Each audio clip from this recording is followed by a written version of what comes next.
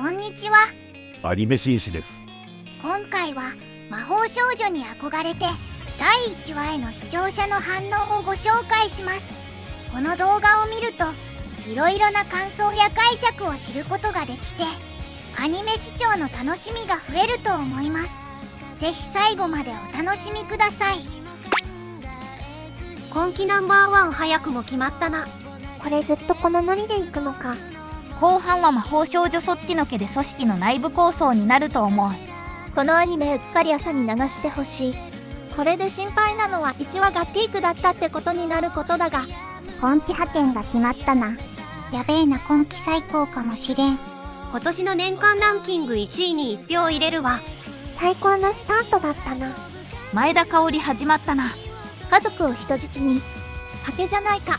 無理やり酒を飲まされて収録したのか。もう最高なアニメ化だな。あかん、めっちゃエロくて草。 BGM なんなん。くすぐり系 AV とはまたマニアックな。エロいことだけして帰る。やってることが合法ロリくすぐり実写。これなんてエロでマニアックなアニメだな。強いシャミ子。あっちの世界は魔法少女が強すぎるもんな。これ徐々に変化して戻れんけ。ギャグ系なのにすごくエロくていいです。期待以上だった。この調子で頑張れ。これは数年ぶりの大勝利アニメだな。今年はとんでもねえアニメがトップできたな。良い新種枠だな。視聴継続。俺的にはレギュラーズ以来の衝撃だった。泉風花初めての主演がこんなのか。変身バンク素晴らしかった。不憫な主人公かと思いきや優越部かよ。触手プレイからのスカンキングには応援したくなった。翌日もお尻を痛がる魔法少女にも笑ったわ。久々に魔法少女アニメ。魔法少女が H な目に遭ってたのが昔のアニメなんだよな。今の魔法少女はすぐデスゲームになるから困る。全裸になって手袋とブーツから身につけるのがいい。面白かった。このまま変なシリアス入れずにエロいギャグアニメでいってほしい。水曜は魔法少女だけで生きられそうだ。若手声優みんないい芝居するな。大満足やで。これはちょっと舐めすぎてたわ。やればできるじゃねえか安本。地上波大丈夫かよ。地上波は修正版だからな。あとはエロいのが1話限りじゃないことを祈ろう。 BD はこれより規制解除されてるらしいけど、どのあたりが解除されてるんだ。服をきっちりと破ります。 AT、X 版は声も規制されてる箇所があるらしい。地上波は映像もだけど音声も流せないとこ多そう。規制版は全く何やってんのかわからなくなりそう。今期の派遣が決まったようだな。すごく久々の新作大勝利ものだけあって、世は満足じゃ。特番からは予想できなかった面白さだった。朝日プロダクション元請けか白石にもスタジオあったよね。正月三が日のうちにこんなアニメに出会えるなんて良い一年になりそう。特番がつまらないと本編が面白いってのは本当だったんだな。今日の特番まあまあおもろかったやん。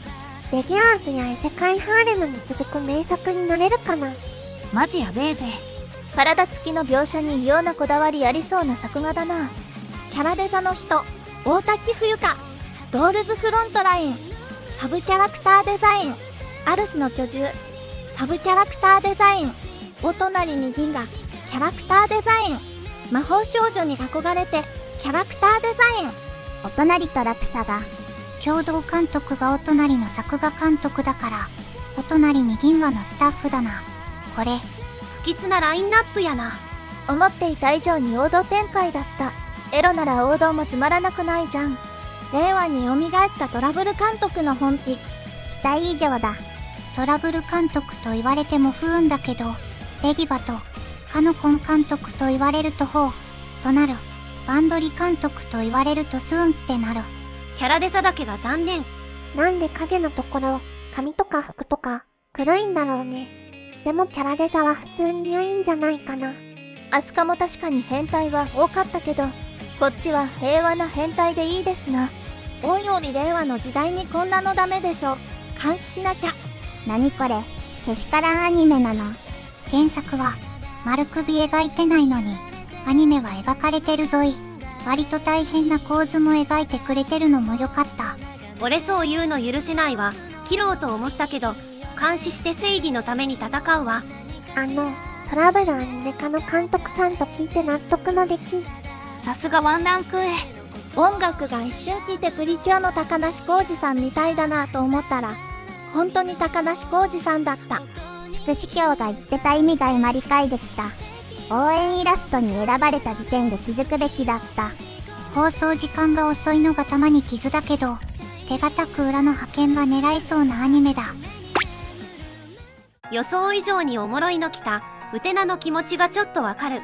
単に視覚的なだけではなく、脳の奥にある欲望を刺激していろいろ想像させてこそエロってやつは良いんよな。あと、ウテナが困ってる姿にもサディズムが刺激される。朝っぱらから何の話をしとるんだろね。テーマは魔法少女をいかに恥ずかしめるのか。可愛い魔法少女をめちゃくちゃにしたい欲望と、魔法少女とはこうあるべきだという執着をベースに、傷つき苦しむ姿を演出する神聖なサディストが主人公なんて最高じゃないですか。斬新なエロコメディ。魔法少女に憧れて1話好感触。窓マギパロディベースのひどいホムラ風が主人公か。英知表現がくだらなすぎて英知に感じないのが不徳のギルドに通じるものがある。あれ結構好きだった。待ってました。本当にアニメ化できるとは、改めて驚愕の作品だわ。オープニングであの2人も描かれたし、山場までやってもらえそう。しかし、レオパルトといい、ネロアリスといい、カラーになると目つきのヤバさが際立つな。本当にたまらない作品でした。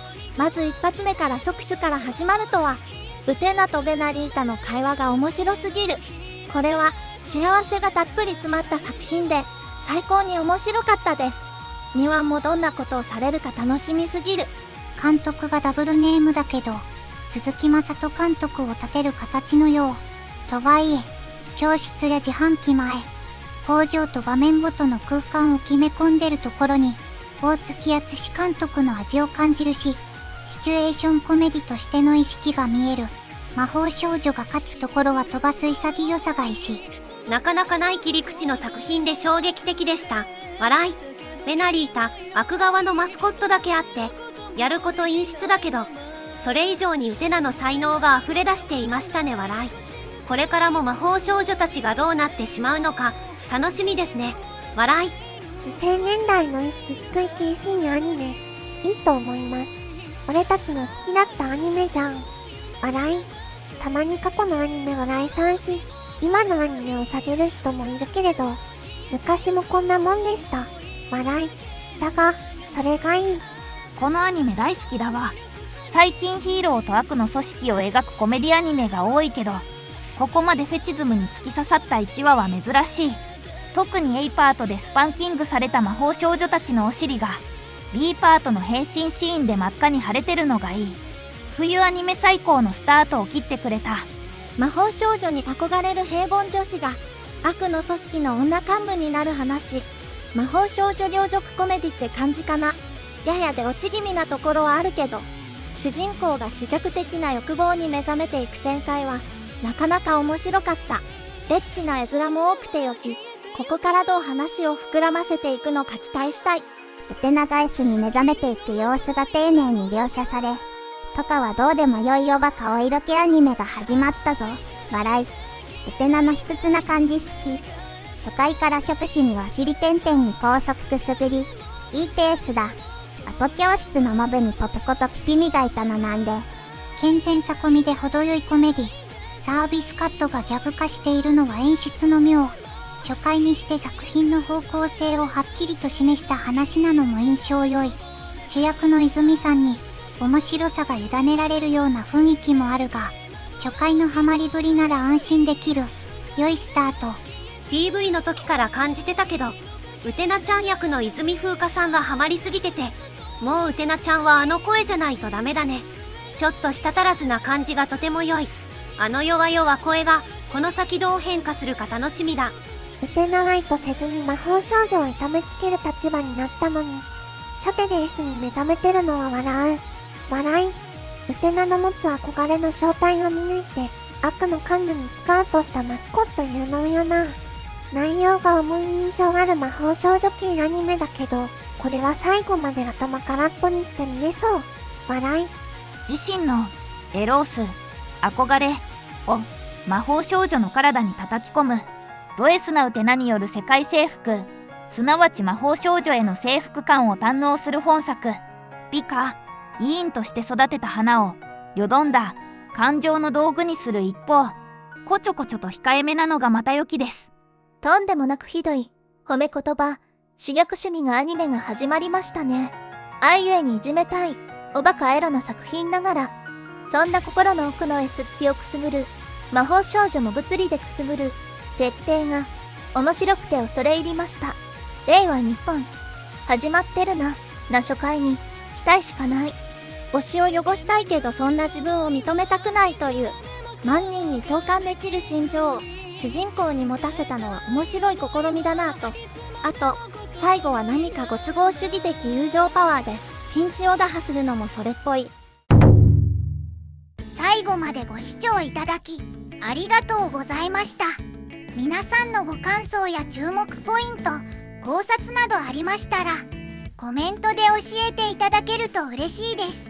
このチャンネルでは最新アニメのみんなの反応や感想をご紹介していきます。